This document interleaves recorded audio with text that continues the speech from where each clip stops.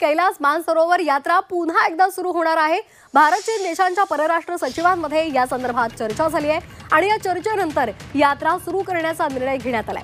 5 वर्षांनंतर पुन्हा एकदा कैलास मानसरोवर यात्रा सुरू होणार आहे। दरम्यान 2020 मध्ये भारत आणि चीनमधील डोकलाम वादानंतर ही यात्रा थांबवण्यात आलेली होती।